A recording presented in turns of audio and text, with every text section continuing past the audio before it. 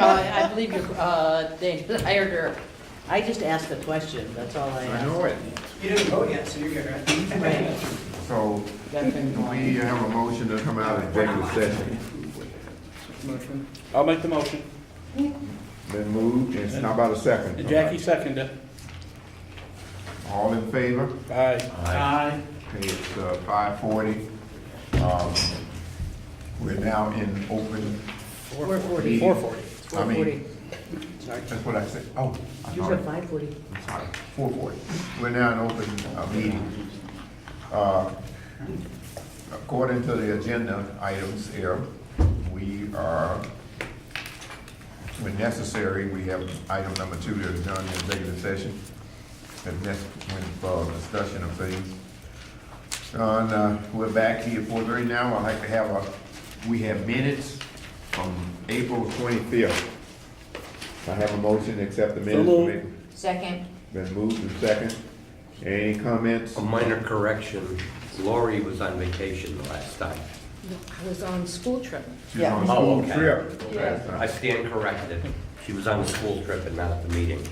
And Okay, she's listed as in attendance. She's listed as being in attendance. okay, so we can just edit that out. We'll appreciate it. Okay, well, that's the only change to the minutes? All in favor? Aye. Aye. Opposed and extensions? Okay, we're all set. Now we're ready for contract discussion, item number 5. And there were some things that were supposed to transpire while we were gone between Norm and Dana in terms of setting things out. Norm was gonna write up something and send it out. Yep, and he did. He did. Do you have a copy of this? Yes, I have a copy, and I just wanted to see it, say it. If you're ready, I got it. okay. Richard needs a copy. I thought I gave Richard one. Yes, was it Yep. what? I believe that's what it, because that's my, yeah, the head lice and also So no restraint one seclusion. All right, Yep, we're all set. you got a copy of our revised Yes, I did. 2 proposals. One was one of the, I have 13 issues remaining, at least from our point of view.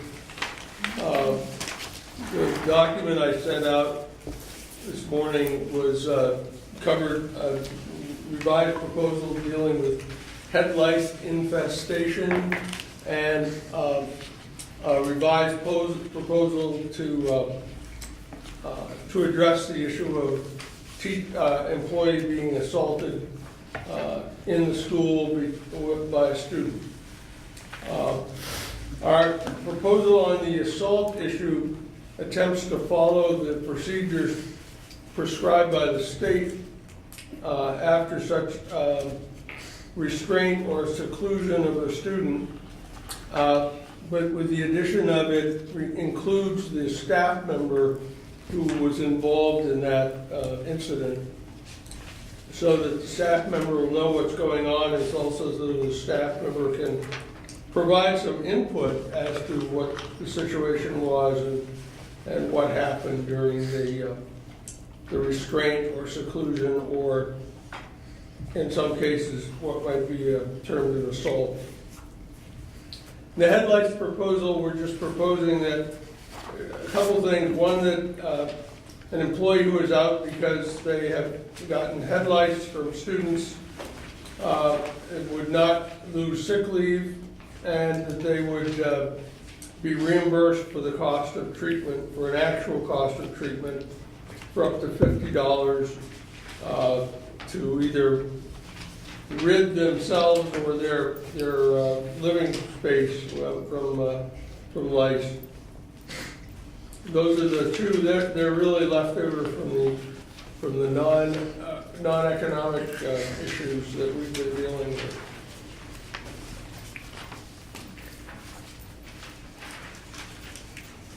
On number one, Norm, are you aware of, because I haven't found any other contracts that have a provision analogous to the headlights infestation one?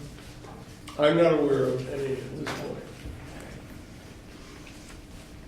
And in the second one, for clarification, when you say a school administrator, what are we defining that as, the building administrator, or are we talking about? I think we were intending to be broader than that, that it could be a special ed person, an administrator that would be somewhat in charge of that situation. It could be a principal, but possibly more likely it would be a special ed person. But we're leaving it open. Hagan? Guys, does anybody have any questions regarding the two? Yeah. You do it? Yeah. Okay. How would you document and verify the origin of the headlights? I guess that's So we talked about having possibly the school nurse document. Okay. If it took a doctor to document, that would be more of an expense to cover. Yeah. I think the question was around, how do we know that lice is coming from a student? Yeah. Because it's visible on the child's head, and then when you're next to the person, and Right. you didn't even have it when your own kids had it when they were a kid, and now they're allowing live lice into the building. And I don't go anywhere, I have a really boring life, and I'm a homebody, and I'm not picking it up anywhere, and I'm extra cautious. We have sprays, we put tea tree oil in our hair, we put extra spray on when we get there, anything to deter. I think that if there's a documented case in the classroom, it's probably pretty safe to say, if the nurse documents Yeah. that the para in the room has gotten head lice, Yeah, that's where they got it. I just have a quality background, and I was looking at it in the context of, What if the para brought it into the classroom? Yeah. Probably pretty unlikely, Yeah. How is it possible. any less likely that- because kids come in infested. and adults don't? No, Not because, generally. no, because we eradicate our homes, the kids that have these things and continue to come into the classroom, they're not being properly eradicated at home. But the live bugs should come off their head before they come in the classroom, and no one has a clue, except for the kids that see them on their head, Nobody's telling, there's no notices anymore going home, there's no more head checks done in the classroom. We don't notify parents.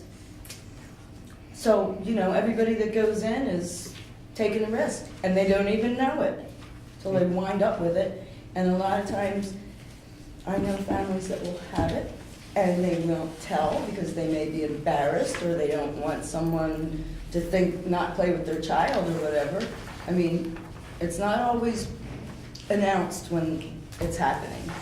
There are several things, and that policy take care of multiple things, not just headlights. It takes ticks, fleas, blood-borne pathogens, whatever, all kind of things out there that may be much more severe and health-wise have stated that than this. I along that resent line. that So- remark. So I'm just wanting to make sure that everybody realizes that policy includes a lot of things, and there are some detrimental things inside the policy that if they were not managed properly, and we talked about, spilling of blood, in terms of how you clean it up and who's responsible and all this other kind of stuff. If there are other things out there, I just want to make it plain that there's a lot in that policy. And it's following the law, so, And I think That's all. we're No, following it's the vague. law. It's vague. But I think the problem is us following the law. It can affect the para because in a lot of cases, and I've had incidents where even a teacher has said to us, I have somebody with head lice, can they come in your room and work? And would you work with them?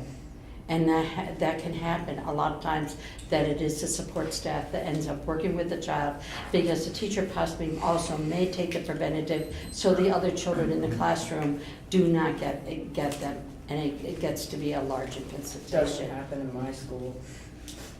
But we do end up being, and we're not saying all sped kids have them, it can be anybody. It's like, Oh, yeah. like one time when I had to deal with them, it was, the doctor said the Queen of England can get head lice. I mean, it can happen to anybody, but the thing is, when we have to take off sick time, when we have to pay because we're in a situation that we have no choice, that we maybe have to work with the child, that's what we're saying, is that we just don't want it taken away from us on sick days, and we would like, it's really no different than if the violent child tears our clothes and we get reimbursement for the clothes. You know, if I gave each of you guys a straight pin and you poked yourself back in the back of the skull, I've actually thought of this. Go home and get a safety pin and try lightly poking your scalp with that and see how it feels and how you can concentrate and if you draw blood. Because that's what it feels like. And these kids can't concentrate, they got enough going on. So, do we have a sense of how frequent this happens? Or how, I mean, is this No, because something, that hasn't is been. this something that is a rampant issue, or is this something that, I think the board's trying to get a handle on Right. what you're, you know, in terms of how many people do you think are affected? Not everybody says, that's what I'm telling you right now. And I've had other paras come to me to check their heads because what happens in the nurse's office isn't thorough enough sometimes. What school, just in your school? No, it can Yeah. be in any school. It can be. What's that? It can be in any school. No, that but you cares for said them. you have other paras that come and talk. Right, talk in to my you. school. Yep. And yes, Chef- so we know Chef we have them. Our nurse checks our heads and things like that too, if we suspect that we have worked with somebody with head lice. Do we have any information on how frequent this happens during the year? Because clearly, we don't, I mean, we just. Well, You and know, and Do we here's know? another I mean, thing. we're talking about As once. far as following the law goes, which is really vague, okay, between what the Department of Health has to say, What do you understand the Department of Health says about this? well, that the child can't be out of school at this point. with no, that. that they Right. can enter, but they have to be treated and they can come in with only nits on their head, not live insects. But I think what they're looking for is what is, how often is it occurring? I don't think you're, in a contract, it's going to, how many reimbursements have you made on torn clothes in our contract? I don't think it's going to be an issue that it's No. going to be every week, you're going to be getting a reimbursement for head lice. Just like you don't get a reimbursement for torn clothes or whatever. It's just that it is something that's occurred, it's something that our members have come to us and said, you know, this is costing us money, it's costing us sick days, is there anything that can be done? And that's what we're carrying on. And why not go a step above and beyond for these people? Why do we have to do just what supposedly we, you know, how we transpose the supposed guidelines? So here's something, and it is said with a great deal of respect, but I think we're compelled to point this out. You do get sick days, and some of your sick days could be used because you catch the flu from a student. Yes, and I lay around and I stay rested in bed. I don't have to work my tail off for 2 days doing manual labor. So, I mean, in essence, you are receiving time which is going to be utilized for something which you may in fact come in contact with in your daily job from the sick days perspective. I think from the board's perspective, that is different. They have a different view, I should say, of how you're looking at those times. Because if you think about it, you've had, I'm sure, flu outbreaks this year, and some of you have gotten the flu. But you can get a flu shot. You can get a flu shot. there are ways absolutely that you can protect yourself, but you can still get a cold, you can still get the flu if you get a flu shot, it may be long. I mean, so if you get sick because of something you've come in contact with at work, you're given sick days as part of your benefit package. And so that's, I think, that covers the total issue of having to, from the board's perspective, of having to take time for things that you come into contact with. If you get whooping cough, right, there was a whooping cough, right, you get sick time, right? So I think that's where the board is struggling with what you're proposing. In addition to not understanding or having a good sense of whether or not, from an expenditure point of view of what we're looking at and being able to quantify that as well. From the $50 per infestation of what you're talking about, not to exceed $50. So I'm assuming, and please correct me if I'm wrong, is that when you use language like shall not exceed, that if you go and you get treatment, that you get the hair treatment and it's $15, we're paying off of what your receipt is, as opposed to here, every incident, here's $50. Right. Okay. So just, I think from that perspective, just that's where the board is thinking about this, and you also wanted to discuss this, I think, a little bit more. Maybe we need to take it from a different perspective. Can I just say something? Yeah. You know, we're always talking about the paras, you know, on issues like this and everything, but you have to take a little broader picture. And I mean, I've known personally myself that this year so far that I've had to go over and spray 3 times for the head lice problem. I mean, the thing is, you know, I physically have only seen a few of them. I haven't seen hundreds of them. But, you know, you still gotta look at the long-range picture that, yes, the paras are more in contact with the students and stuff. But, you know, the maintenance department, you know, everybody's talking about, you know, bodily fluids and they want this, but they don't look at the long-range picture that after the head lice thing, we have to go and spray. And, you know, I mean, to be honest with you, I always thought about taping up the bottom of my pants and everything because they give me the creeps. But it's just like bodily fluids. You know what happens to them? They get put in a plastic bag, they put it in the garbage can. You know, so then who has to deal with them after, you know, when they're in the garbage can? You know, it's always this, the maintenance people where it just trickles down. And, you know, I mentioned this and they always tell me, but that's what your job description is, and that's what you get paid for. So, but, I mean, it is an issue. It's not a big issue that I know of in the middle school on the cleaning of the spraying of the carpets and all that stuff in, but it is an issue. So, and for bed bugs and stuff, you know, that's an issue too. So when, and I appreciate that, and I think the board appreciates what you're saying, but you're also, I would just point out, also get sick days as well. So when the board has to do sort of an analysis to see what the potential exposure is for when something is asked for from a monetary perspective, each sick day, we look at for your whole bargaining unit, okay? So if everybody got it, because we can't determine how many people would get it. So an additional sick day costs $21,000. So 2 that you're saying would be $42,000. And so that is not an insignificant cost. Realistically speaking, 100% of you aren't getting head lice in a school year. I think we understand that. But that's when we look at that, that's an important factor for us to look at what the potential exposure is. And the easiest way to do so without having numbers and being able to average over the past couple of years, this has happened so many times, is to say that everybody gets it. And so you're looking at, from the board's perspective, an exposure of potentially $42,000 to do that. It's not as long. And, you know, the $50 a day, you figure everybody $50 and count how many people there are, and you would figure that out. So I think you guys, I'm not sure if you want to, I know you had those questions about it, but I don't know if you want to, you still want to caucus and talk about this at some point after we get through the next one? Keep going. Yeah.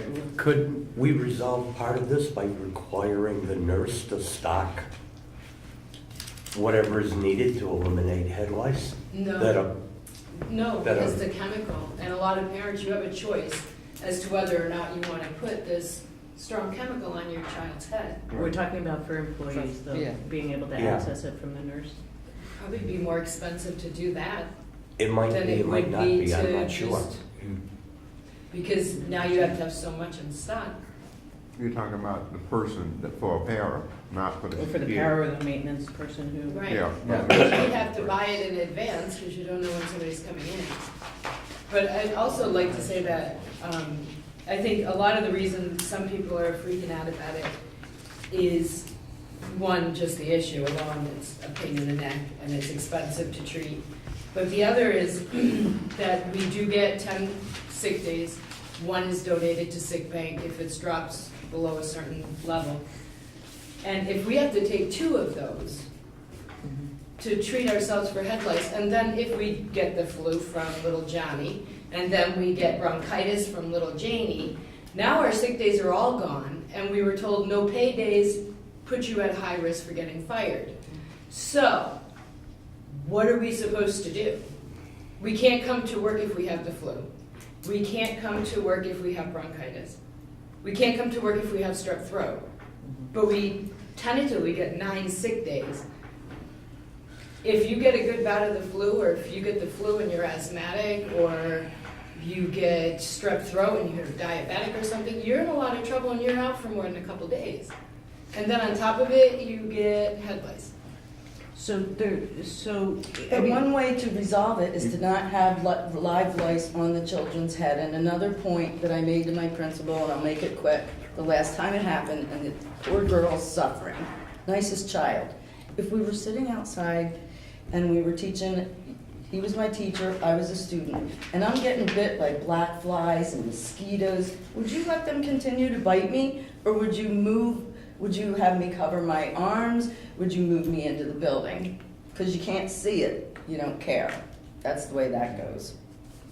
That's it. So just a question, clarification. You mentioned bronchitis and all the other stuff and not being able to come to school for 2 days. Is there a number of days if you said you had lice contacted, lice that you are not supposed to show up at school? I've worked.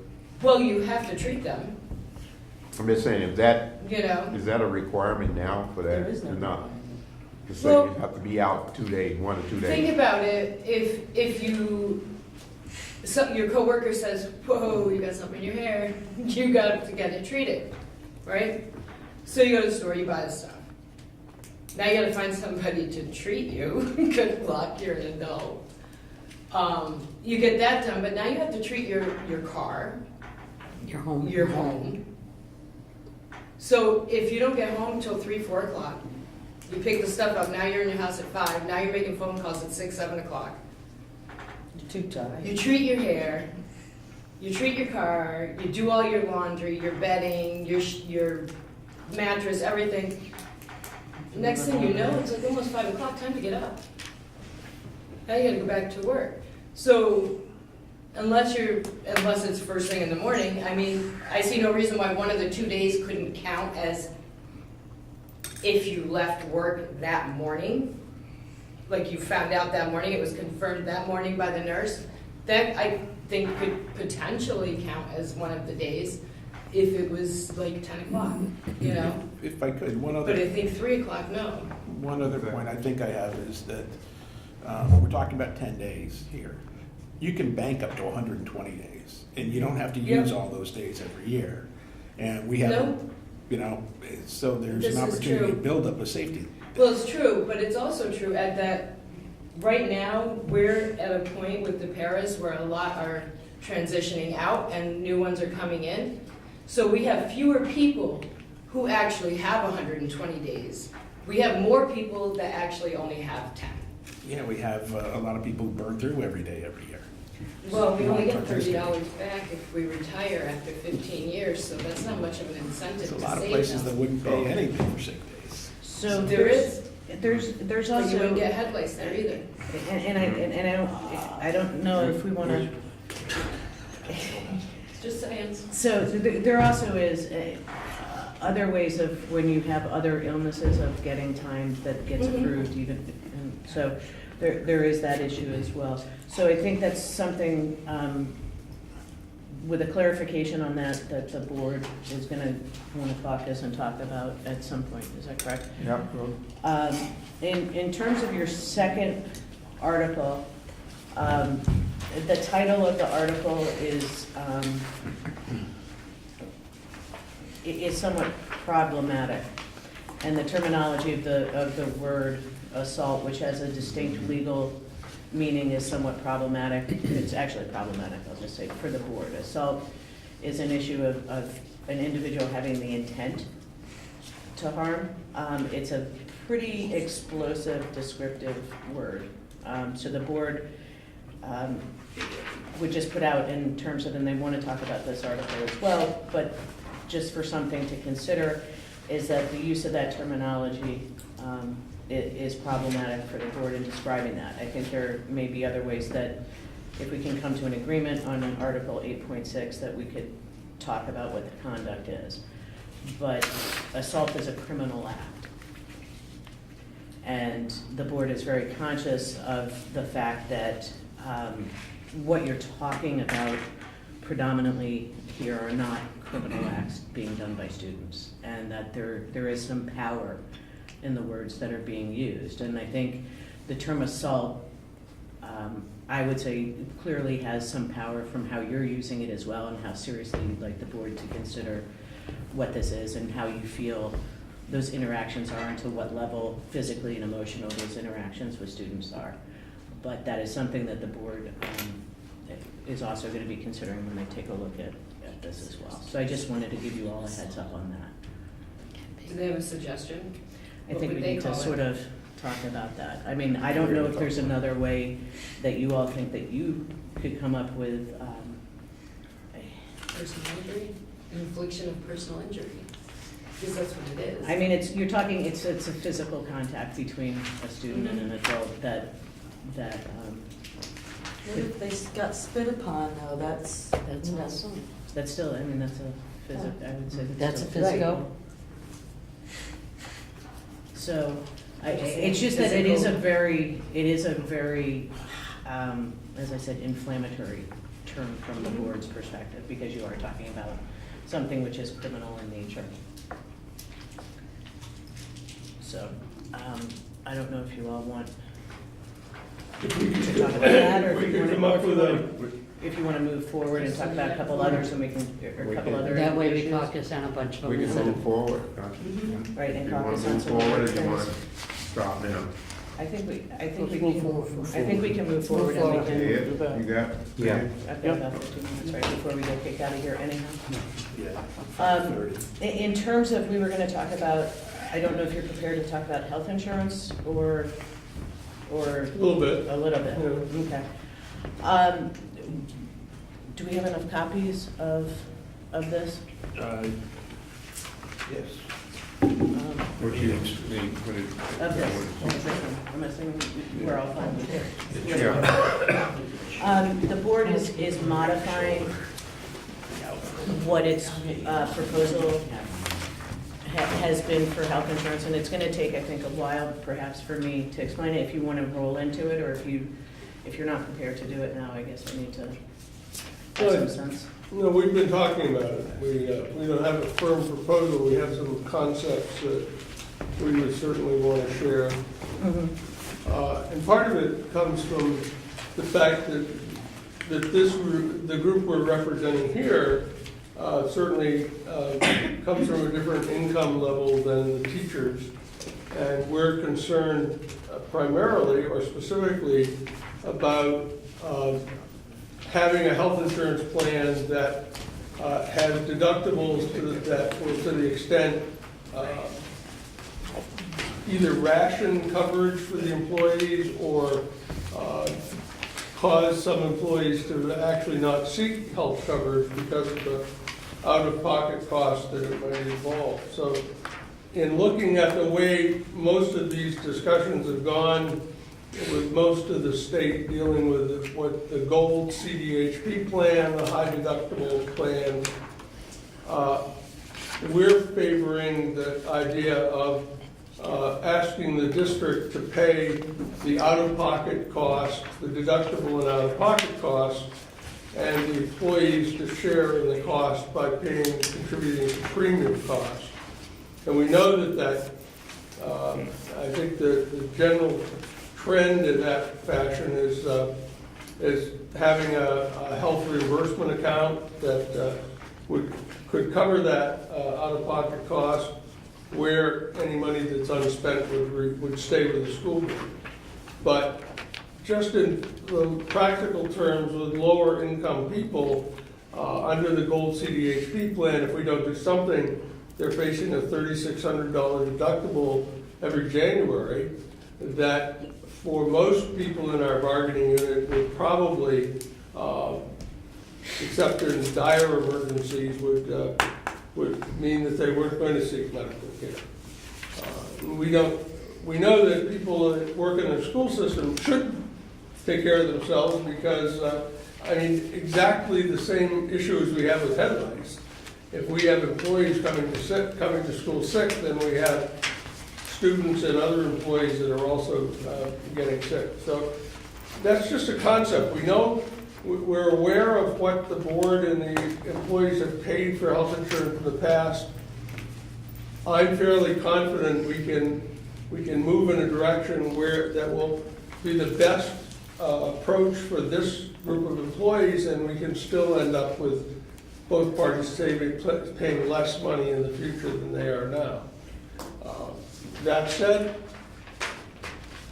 would you like to go over this for us? Yeah, so currently, and actually it has been this year, last year, and I believe perhaps the year before, the split's been an 86-14.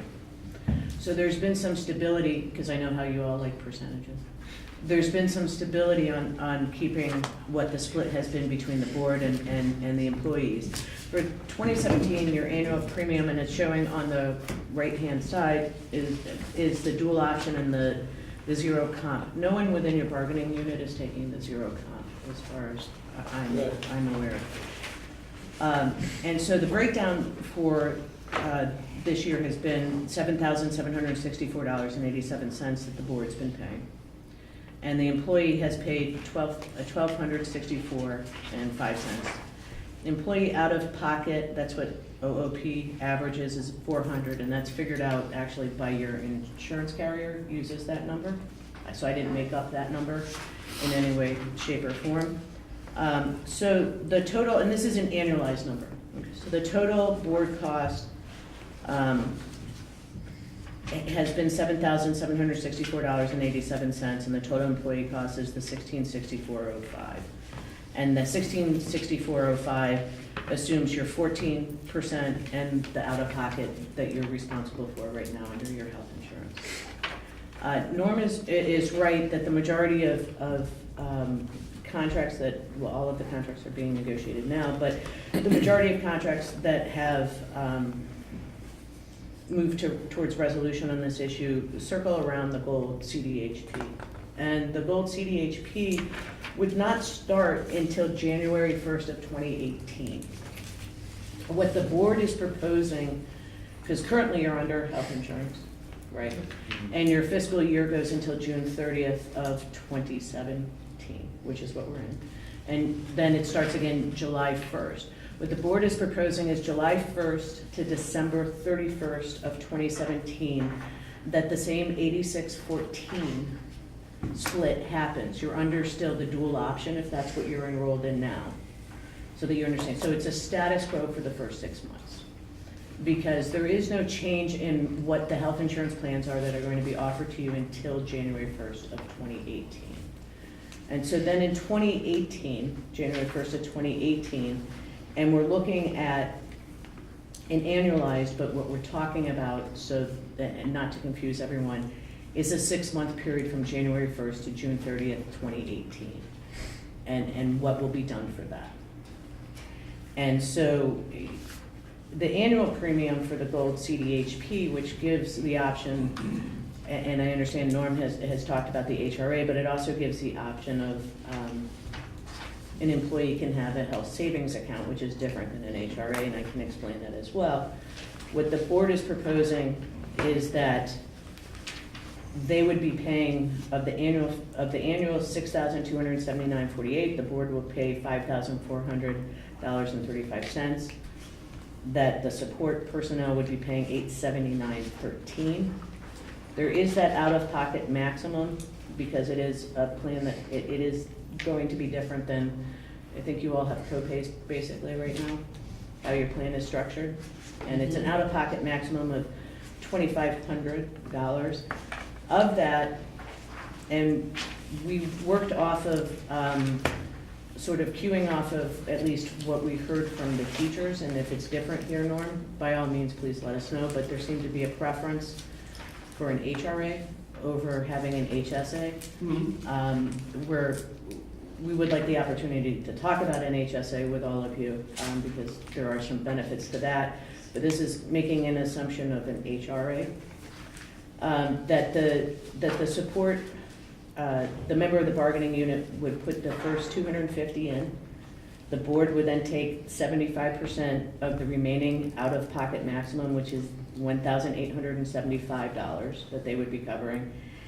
And then the remaining $375 the employee would cover. And the breakdown would be a savings for both the board and actually for the employee, because the board's contribution would be $7,275.35. The employee cost would be $1,504.13. So that's down from the $1,664.05 that you're currently paying. Okay. So what is,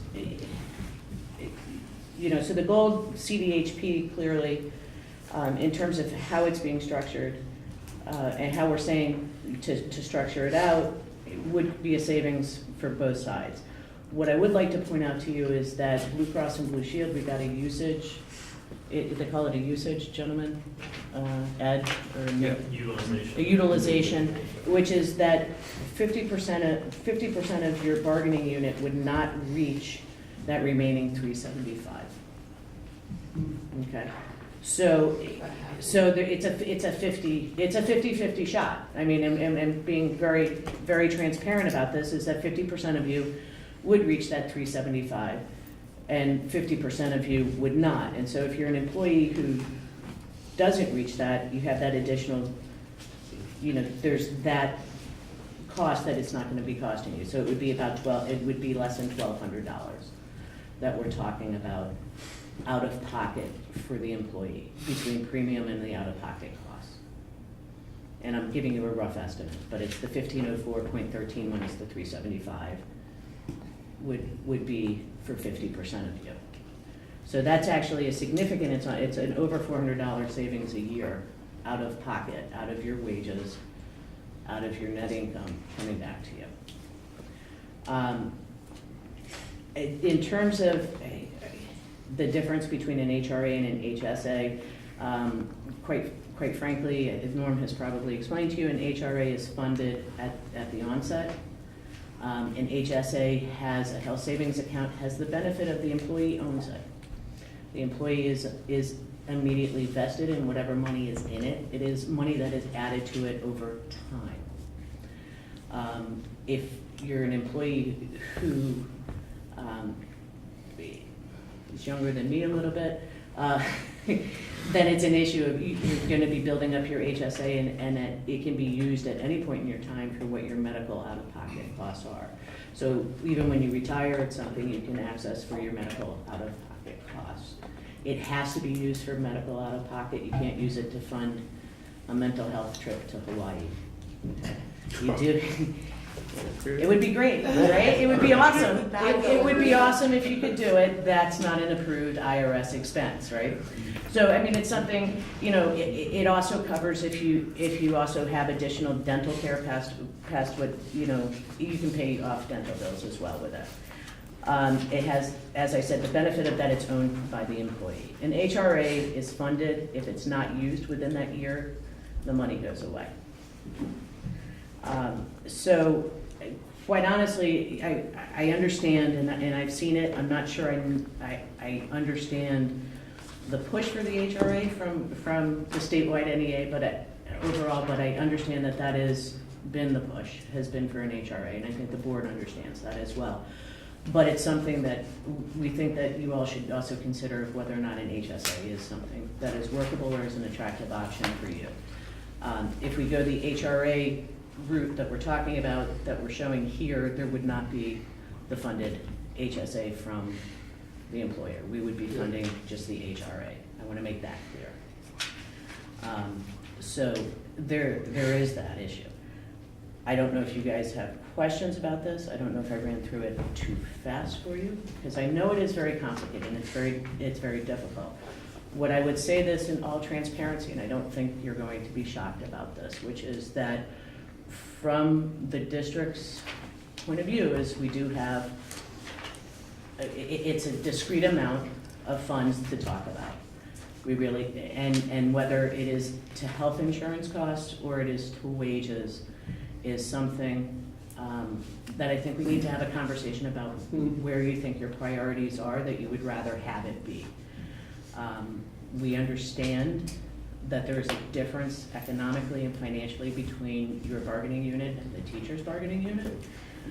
But there also seems to be, and I think we've heard it a little bit before from you all, a big interest in having health insurance be a little bit more at the forefront. But that's something we would like to have a conversation with you and have a transparent conversation about it. There isn't an unlimited source that can fund both of those. And so I think that's something to keep in mind. This is different from what we proposed initially. But it is a bigger assumption.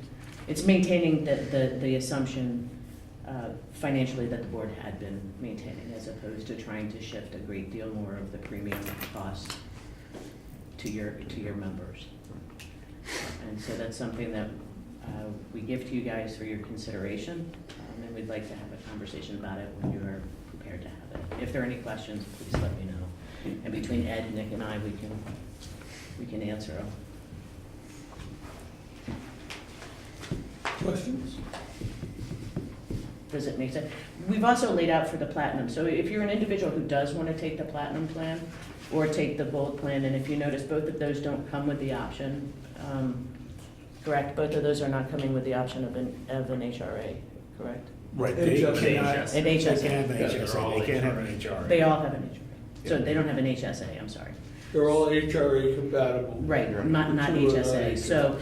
So, you know, and it's giving you the cost also. There are some people who want to take that. That is the platinum plan. If you're an individual who wants to be on the platinum plan, then clearly there's a larger assumption of the cost for the individual to do that.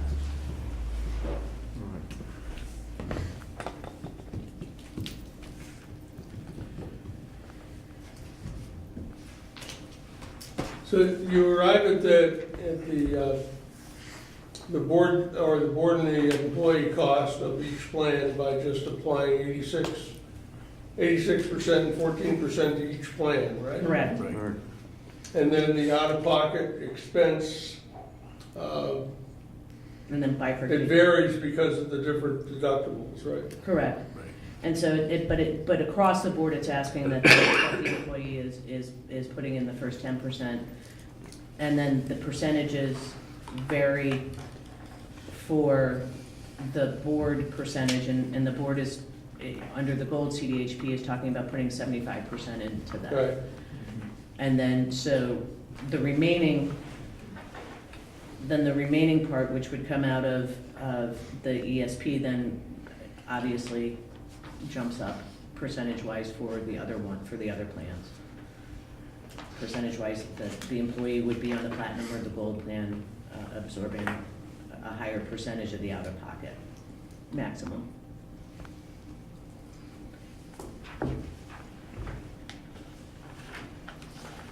and what we've tried to, quite frankly, balance out here is that there is a cost savings of going into the gold CDHP, and we're trying to put it where we don't say ours, and you know, city of, yeah, we don't get anything of that. We're trying to balance that out so that both parties, in fact, can have some of that cost savings that's happening. Because that is, if you think about it, a significant drop in an annual premium from $9,000 to roughly $6,200. And so, and the board's cost works out to be, except for the gold CDHP plan, it's relatively close on the other three, right? And then the gold CDHP has a little additional savings. Right. As it is with the employee. Right. Correct, right. So for the platinum, the total board cost would come out to be within $200 of what the total board cost is right now. There would be a $200 saving, roughly. Yeah. Mhm. And roughly the same, a little bit less for the gold plan, and about $100, a little bit, $150 for, a little bit less than $150 for the silver CDHP. Now, I need to point out that, I mean, as I'm sure, Norma, you've explained to your members, you can pick whichever plan you want. I know, yeah. We can't tell you what plan to take. We can't limit it the same way it's been limited to a dual option or a zero comp right now. You can pick whatever plan that you want out of these 4 plans. We clearly are showing that we think that the gold CDHP, in terms of how we're doing that, is the best savings for both of us in terms of how we figured out the contributions. So what I've been trying to think of is for this group of employees, what is the smartest choice to provide not only affordable but available health. I mean, that's been the term that's thrown around the government these days, is having affordable that you can pay for it, but also available that it doesn't have such big deductibles you can't get into it, or you stay away. And I've read some of the studies of what happens in high deductible plans, even with people who are fairly wealthy, who have health savings accounts, and how there is that tendency to ration their own coverage. And I know that one of our organizational moves is what we've advised is HRAs, primarily because we've been trying to focus on coverage other than using an HSA as a source of additional income. Even though we understand that if there's money in an HRA that's not spent, it simply stays with the school board. We look at an HRA as, I guess, as secondary insurance. Like if you have Medicare, you probably go out to Blue Cross or one of those companies, you buy a supplemental plan, secondary insurance, knowing that if you have, if you're absent or you're hospitalized and you have Medicare, Medicare is going to pay 80% of your costs. And that's okay in a lot of cases, but if you have a $150,000 hospital bill, which is not uncommon in cancer, heart disease, anything like that, then the 20% becomes pretty much of a difficulty. And I know this from experience because I have a brother that's retired, and we followed that thing of getting secondary insurance to try to make sure someone of low income can afford health care. So that's the dilemma, is trying to find the best way. I thought at some point, because all the plans cover exactly the same thing, as I understand it, and it's all about cost. And the gold plan clearly tries to move people in that direction. And then it just becomes, but of course it has the most difficult deductible because it's the aggregate deductible of for a family is $3,600, substantially less for single. However, So- the way this contract is structured is it's only your year-round employees who have access right now to the family plan. Single, yeah, except we have full-time employees who get family coverage, Yeah, but there are not. that'll be a smaller number. I don't think there are that many of them. I mean, Probably not, I mean, custodians. Right, I don't think that they access it because I think it is, quite frankly, I think it's a very expensive proposition to access the family health plan. It's a very expensive proposition. But for our us, custodians and have family coverage, right? They can access it if they. No, they get it, right? Well, they What do can we- have it. They No, can. they can have it, they pay the difference. No, for the full year, custodians pay the 86%, same as an individual, for Right. family, for any tier.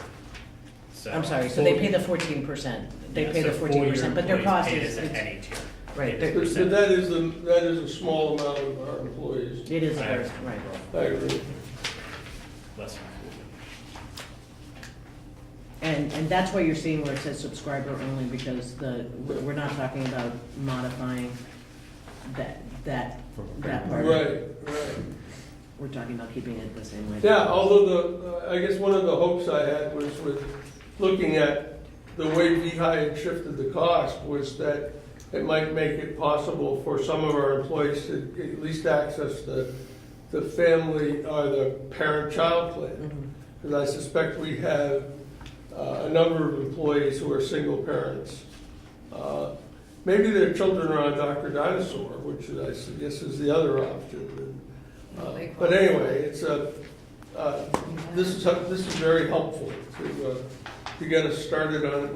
We've had some discussion, but this will help us to come up with a better understanding of where this might go. And I'm sure the board's equally concerned about trying, if we're gonna spend money, we gotta spend it in a way that's smart. And that's, I think, why I posited to you that really, quite honestly, we'd like to know where you'd like it deployed. Yep. Whether we're talking wages or whether we're Yeah. talking deploying it in health insurance, and for us to consider that, because it is a finite amount Yeah. of money that we're talking about. Well, it's interesting because the Affordable Care Act basically, I guess, forced us out of the quote Cadillac plans and into high deductible, out-of-pocket cost plans.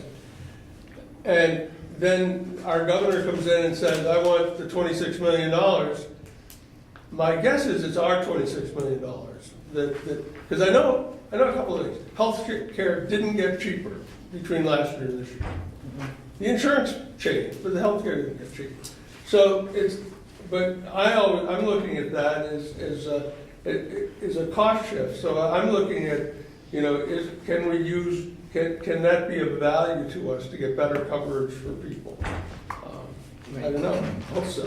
One of the other things, and I almost forgot to say this, there is some concern on the board in terms of, I know we had talked about, at the last time, I think we had all sort of agreed that it would be desirable, I think was the language regarding a 3-year contract. What is happening in Washington regarding healthcare coverage makes that very up in the air from the board's perspective, because, well, the Affordable Care Act existed a week ago. Yeah. Apparently it's on its way to not existing. And that's gonna be an interesting problem within the time frame that we're talking about if we were to extend out to a 3-year contract. So I just want to put that out there, that we think also has some impact on the length of the contract of what's going on. Because it's sort of like when not this last time, but the time before, I think, did your contract, we had the concern about what the Affordable Care Act was going to do. Right. And Now it's the opposite. and now that we're all comfortable with what the concept of the Affordable Care Act is, and now we're not sure. Although I suspect that even if it goes through the way they're talking about how it went through with the House, I don't think Vermont's going to remove the pre-existing conditions. We don't do that to our I understand citizenry. the cost of Quebec housing is going up Yeah. in anticipation of the move from northern Vermont to Quebec. That's a sad statement. I should have said the $26 million that our governor's talking about is our $26 million, because under these plans, that's where, the board's paying 86%, we're paying 14%, there ought to be some savings there. Right, well, if you think. We'd like all the savings, We but you understand. might not agree. Right, we understand that you would like all the savings. We didn't think you would agree to us coming in and saying we wanted all of the savings, so we thought we'd be rational about Yeah. this. That's a good start. That's what we thought. What I will point out though to you, Norma, as well, is we're not, we're still talking about that 86-14, and we're not talking about an 80-20, and there's a I push. know. There's a push even on support staff to get them to an 80-20. Yeah, I know. And there's a recognition here, I think, to this board of the concerns that you expressed about the Yeah. financial concerns. Okay. I got beat up about making sure that I explained that there was that understanding about the financial concerns that you were talking about. Good. So we're not, definitely, we're talking about July 1st to December 31st, you're getting the status quo. So it's no Mhm. increase out of pocket to you all, because you're still gonna be on your dual option if that's what you're on, under the Okay. plan that you're on. And we're gonna maintain the same 86-14 split. So I think we're trying to be mindful of that there are differences, significant financial differences between a teacher's bargaining unit and a support staff bargaining unit. So I would just put that out there, I agree. so. All right. Do you, has the board considered where it is on wages? We haven't considered that, because I Okay. think we need to know, it ties in. I mean, as much as everybody in your position likes to separate it Yeah. out, it does tie in. I have a list of, I went through our proposal, Mhm. and I have a list of 13 unresolved items. Okay. Yeah, I did. Let me read them. And what I'm suggesting, I guess, is if we're going to move this thing along, is to get a response from the board that might go something like this. No way, Right.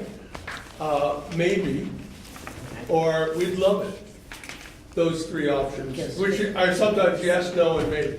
But one of the things that I think will inform us is there are some things that may be so financially, have such a financial impact that we can talk about it a long time, but it's not going to happen Right. unless we, kidnap the chairman, the superintendent, hold him hostage in Columbia. But we're not going to do Take that. them to Jersey. But I was just going to run down this list, or even give you a copy of it. And I've done that in a couple of negotiations when there's 13 items left and we've been negotiating for all this time. And then look and focus, and we don't have to agree with your assessment, but I mean, we're gonna have wages, and we're gonna have health insurance in the final package. Some of these things are still pending, but the association is making a proposal for the district to pay for unused sick leave at the end of each year.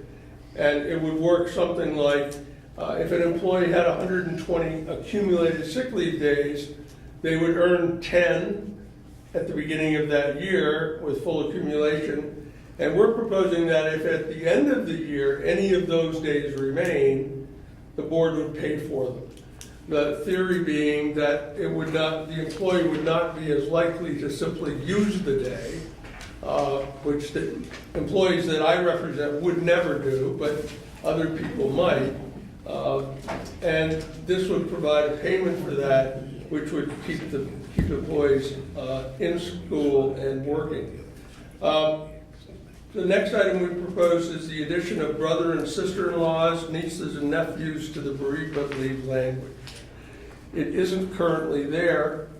I don't recall at the moment whether we've included that in the teacher's contract. I just don't recall. I'd have to check. But it's an association proposal.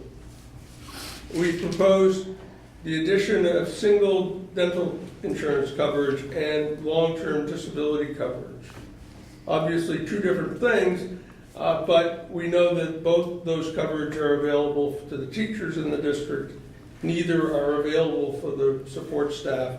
And we think that Maybe not adding them all at once will be appropriate, but certainly they should, our contract should be similar in those areas. We proposed domestic partner coverage. That would not be an additional cost to the board, but as you know, there's a rather extensive process of establishing a legitimate domestic partner for insurance purposes. In this case, what we're proposing is that availability, and then the employee, if they wish to take advantage of it, would have to pay the difference. We propose an increase in severance pay, which is now at $30 a day. We've been proposed an increase to $35.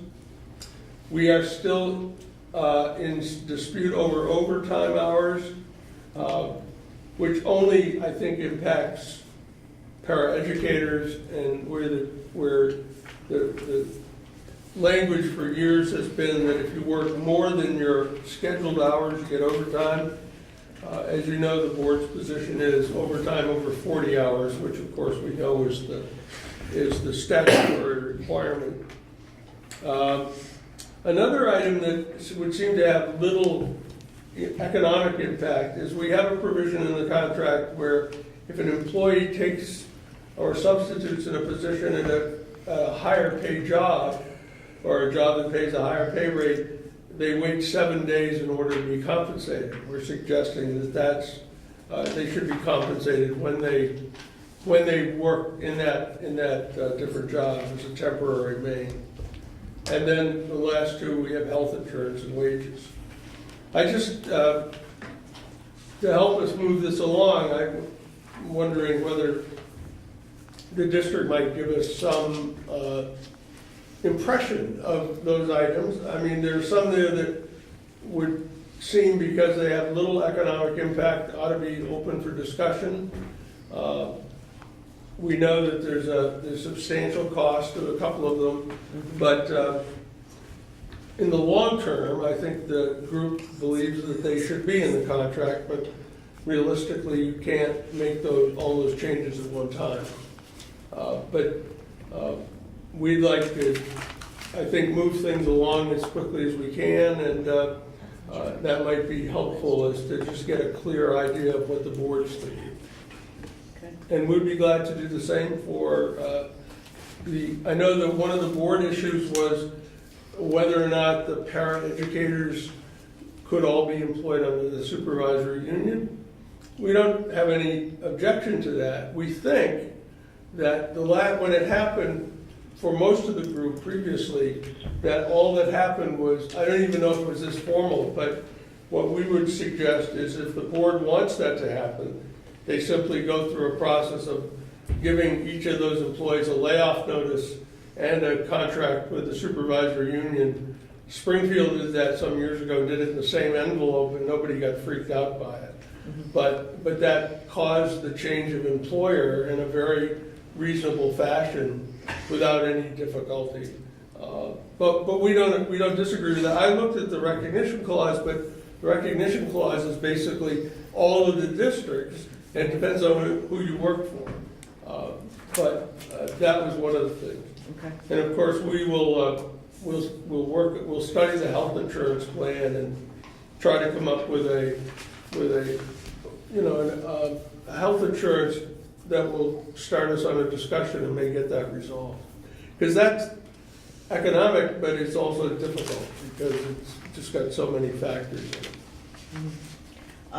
I think we need to talk about most of these. What I would throw out on one of them that you talked about, and I think it becomes an issue of not in this contract, but contemplate this thought process. And I think you've been involved in this, and that's a long-term disability. And there are contracts throughout the state. I know that you've done at least one of them, where the sick days lead into then the exclusionary period for the long-term disability. Oh, I see, yeah. I think that's something that over iterations of this contract that perhaps is something that should be explored between the parties, to be honest with you. About that, that sort of mitigates out, I think, some of the costs, even though the cost is not huge Yeah. per individual for liability, for the long-term disability.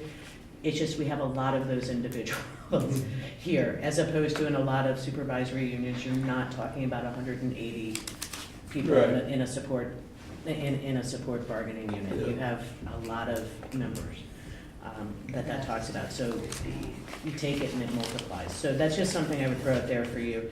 But I think you just want to run through this list in a caucus as well. Yeah. We can give you, to the sense that we can give you.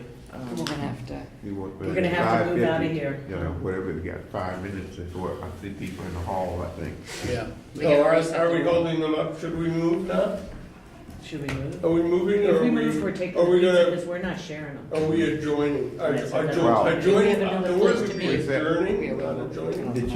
Did you want it to stop, did you want to first have a caucus and then come back together? You We can't wanted come to- back in here. We can't come back I know we here, can't so come we're- back in here, but then we, But it's 5:45, if this is a good time, we can recess and go about our business, and And then I've we can do listed that. what we're. We should go back and talk though. Yeah. Right, we Yeah, should- well, I that's think what we we're should. talking about. We can go back and we'll talk separate based on these issues and be ready. And have the answers. Be ready for the next meeting? Yeah, those So four we won't come back categories. together as a group Right. tonight. When is the next We meeting? have our next meeting.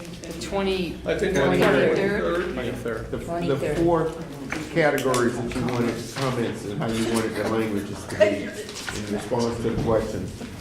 You read that again for me? Yes, no, maybe, and we really love it, and we want to do We it. We really- love it, and we'd be happy to do that for Yeah, you. is this the first one Right and now. this last one? I was dealing with a school board negotiator years ago who was, I told him before he died, I learned more from him than I learned from anybody. But that was one of the devices he used that actually worked. And he would go through an hour lecture about what all this meant, and then he would say, yes, no, I think he used the word I'll consider it. consider. So then we can adjourn to executive session and not to come back. I'll make the All right, we'll motion. see you on the Ed seconded 23rd. it. All in favor? Enjoy the warm weather if it All in comes. favor? Yeah. So, All right. so Take it it's in to there. discuss